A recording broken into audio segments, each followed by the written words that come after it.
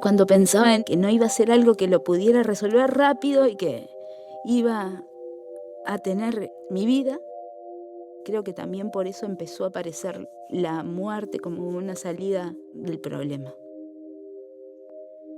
Eso también me determinó que tenía que salir de esa situación, para que el entorno que dependía directamente de mí, que sobre todo era mi hija, pudiera pensar en otra cosa. Ahí empecé a vincularme con el mundo ciego. Si estuviera ahora, en aquel momento, me diría que no es tan importante. No sé, me diría que le sacara la trascendencia que le di en ese momento. Porque no es una cosa fundamental para la vida. No hace a la persona que sos ver o no ver. Eso me diría.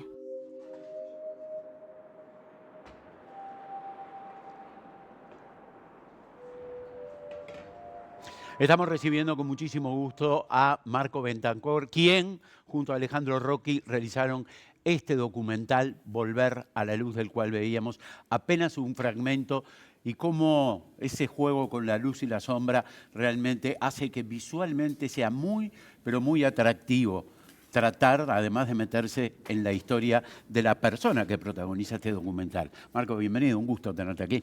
No, muchas gracias a ustedes por la invitación.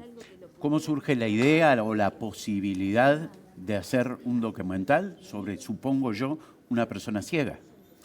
Y bueno, mira, la historia del surgimiento de esta idea empezó en la Escuela de Cine del Uruguay con mi socio Alejandro. Él puntualmente tuvo una idea como de encarar una especie de ensayo sobre la ceguera, que iba a ser una película o un experimento un poco conceptual sobre la percepción puntualmente. Y a raíz de esto conoce a Sebastián y a Noelia, que fueron los personajes protagonistas de la película.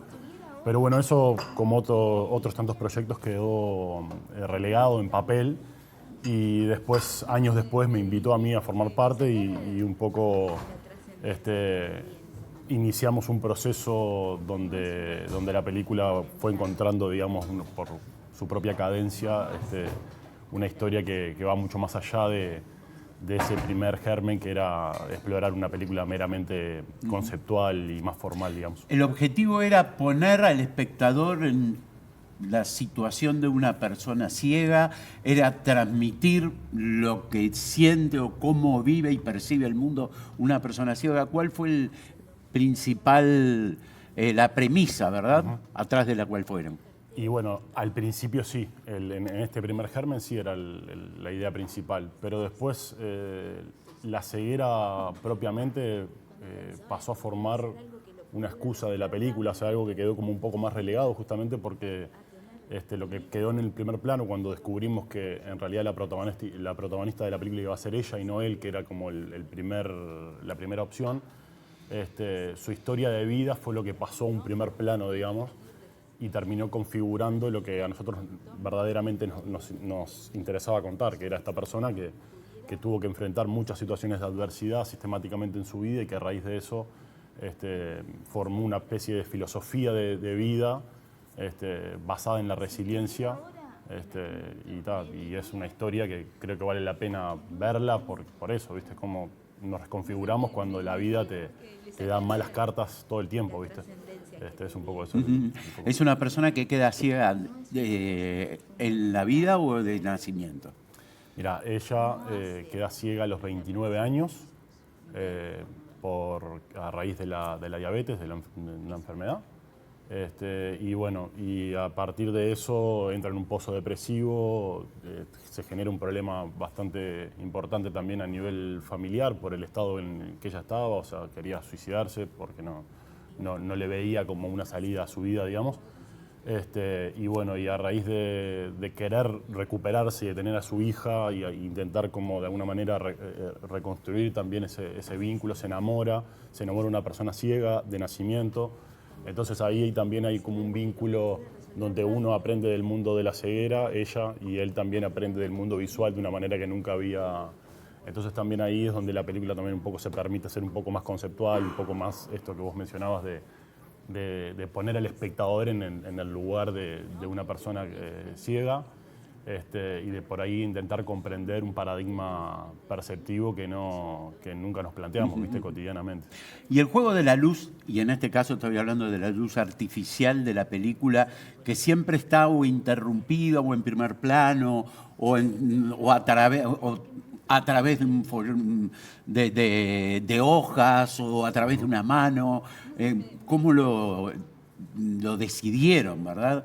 Porque la verdad que son cuadros que uno se quedaría mirando un rato largo, además. Claro, sí, la película tuvo un proceso creativo bastante particular porque tomamos una decisión radical de no filmar las entrevistas con cámara, por una cuestión de que el espectador de poner al espectador en una posición similar a la que tiene una persona ciega que no accede al rostro y por el contrario se evocan las imágenes de una manera completamente distinta.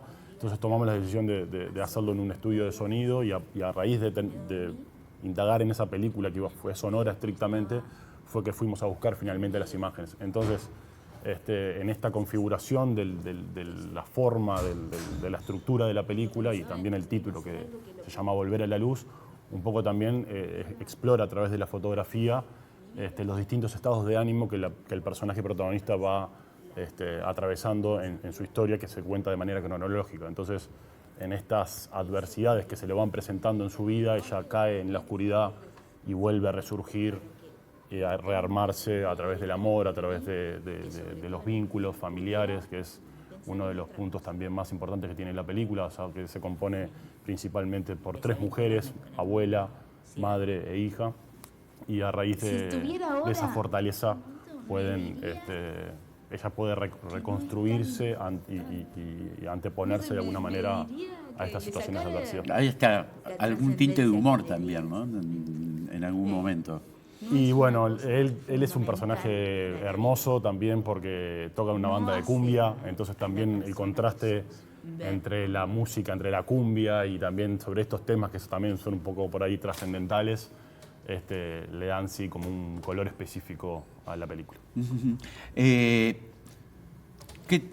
generalmente me ha pasado, ¿no?, de conversar muchas veces con personas no videntes y utilizan el verbo ver como lo utilizamos nosotros. De hecho, cuando estamos conversando, a propósito de esta película, quienes están escuchando sienten cuando vos decís miran o ver como algo que resalta, ¿no?, como con marcador. ¿Cómo vivieron esta posibilidad, ¿no?, donde uno tiene que de alguna manera piensa que tiene que corregir su vocabulario para dirigirse a una persona que no ve, cuando todo el tiempo estamos diciendo mirá esto, vi aquello, viste aquel, ¿no?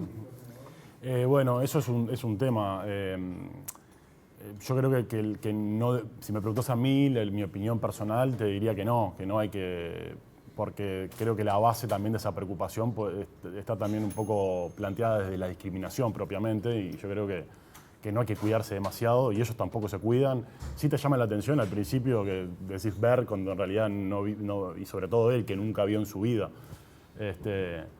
Pero el ver es el conocer, es el interpretar el mundo como está viendo un partido de fútbol, lo voy a ver la película, voy a experimentar la experiencia y eso es como el sinónimo de lo que debería interpretarse. ¿Dónde se está exhibiendo, Marcos?